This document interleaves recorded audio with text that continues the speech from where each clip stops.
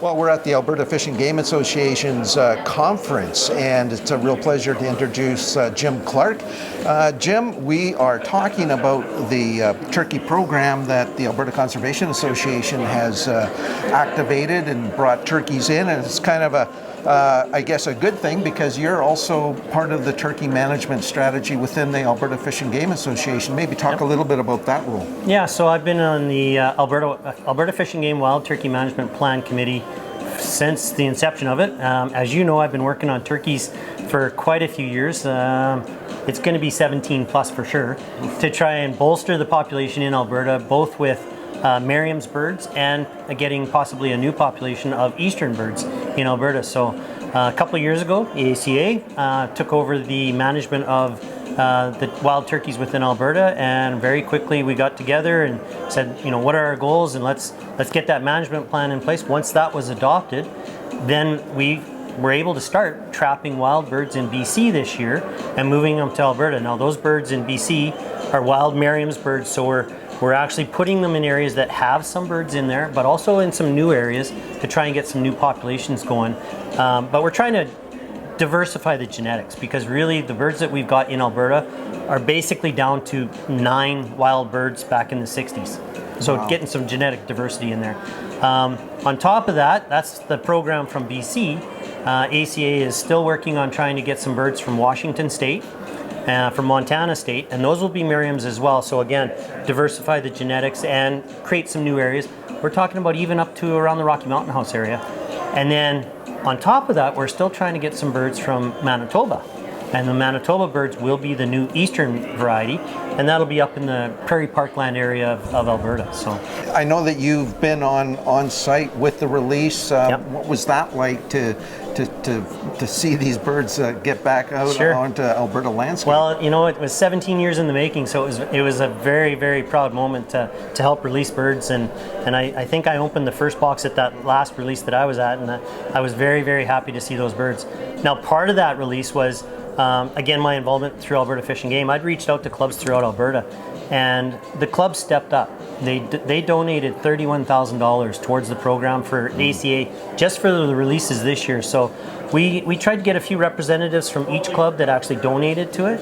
And so we had the Sarcee Fish and Game and the Calgary Fish and Game come out, and they helped release birds. Calgary Fish and Game actually brought out one of their granddaughters, one of the members, and so she got to release some birds too. So it was very good to see, and hopefully we can get more clubs involved.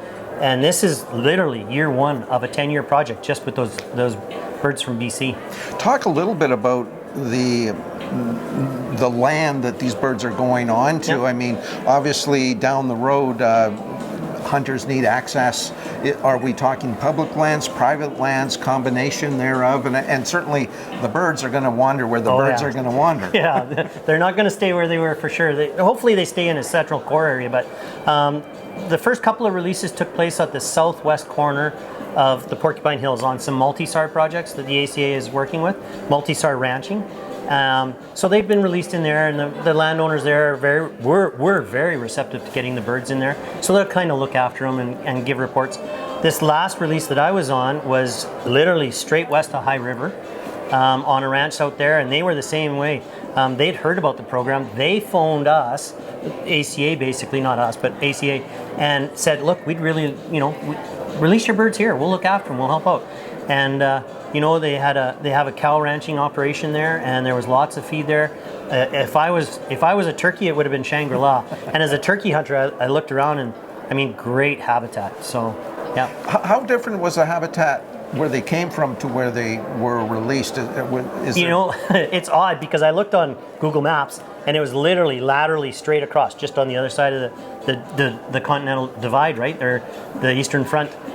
So, a little bit different trees, but in the whole big picture, pretty close. They've got winters just like we have winters, so it's the same thing over here. Even dealing with birds in Manitoba, the guys out there, the wild bird biologist out there, he says, I've got birds in Flin Flon, Manitoba. If they can live in Flin Flon, Manitoba, they can live anywhere in Alberta. So, but the key is to have, some ranching area there so that they can get in there and scratch at the extra seed and feed and stuff like that. So, but those birds, they took off. We released 30 in that last release. Those all came from the Invermere area of BC. And there was 15 toms, 15 hens, and they literally flew off only about 80, 100 yards, and they were landing in the trees, and literally within 15, 20 minutes, they were chirping and putting to each other, and we could tell that they were already formatting, that they knew where everybody was. With these turkeys, though, do you really feel that they do have a chance of success breeding and thriving? Yeah, so with turkeys especially, these are wild trap birds released into the wild.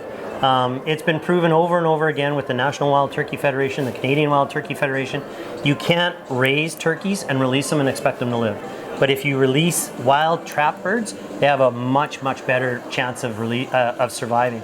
So, you know, if we can get more birds in those couple of areas at the first couple of years to sort of what we call super stock, if you can get 100 birds in an area, they have a greater chance of surviving any predators, getting over that initial predator hump, that they actually start to reproduce. And doing it in February and March, just before they start mating in April and May, then they, you know, lay their eggs.